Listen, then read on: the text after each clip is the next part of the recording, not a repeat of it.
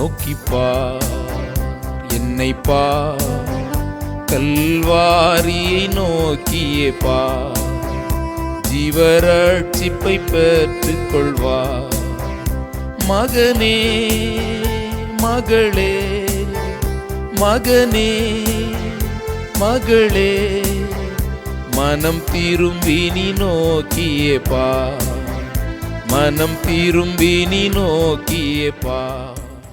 ஆண்டவராகிய இயேசு கிறிஸ்துவின் மகத்துவம் நிறைந்த நாமத்திலே உங்களுக்கு வாழ்த்துக்கள். பரிசுத்த வேதாகமத்தில் மத்தேயு எழுதின சுவிசேஷம் 15ஆம் அதிகாரம் 1-2 வசனங்களிலே நாம் இப்படி வாசிக்கிறோம். அப்பொழுது எருசலேமிலிருந்து வந்த வேத பாரகரும் பரிசேயரும் இயேசுவினிடத்தில் வந்து, உம்முடைய சீஷர்கள் முன்னோர்களின் பாரம்பரியத்தை ஏன் மீறி நடக்கிறார்கள்? கை கழுவாமல் போஜனம் பண்ணுகிறார்களே என்றார்கள். ஆண்டவராகிய இயேசு கிறிஸ்துவினிடத்தில் வந்த பரிசேயர்களும் சதிசேயர்களும் எருசலேமிலே பிரசித்தம் உள்ளவர்களும் உயர்ந்த பதவிகள் உள்ளவர்களுமாயிருந்தார்கள். உலகத்திலே இப்படிப்பட்ட உயர்ந்த பதவிகள் உள்ளவர்கள் தான் மதத்தை ஆளுகிறவர்களாக காணப்படுகிறார்கள். இவர்கள் விரும்புகிறது சமுதாயம் மேன்மை உள்ளதும் உறுதி உள்ளதும் செயல்முறையில் வேலை செய்கிறதாயும் முன்னேற்றம் உள்ள திசையிலும் வளர வேண்டும் என்று. ஆனால் பாவத்தின் பாதிப்பினாலே அவர்களாலும் தப்ப முடியவில்லை. இன்னும் சமுதாயத்தை பாவத்தின் பாதிப்புகளிலிருந்து அவர்களால் தப்புவிக்க முடியவில்லை. காரணம், பாவத்திலிருந்து தப்பும்படியாக மனுஷன் தேவனிடத்தில் கிருபையும் இரக்கமும் பெற வேண்டும்.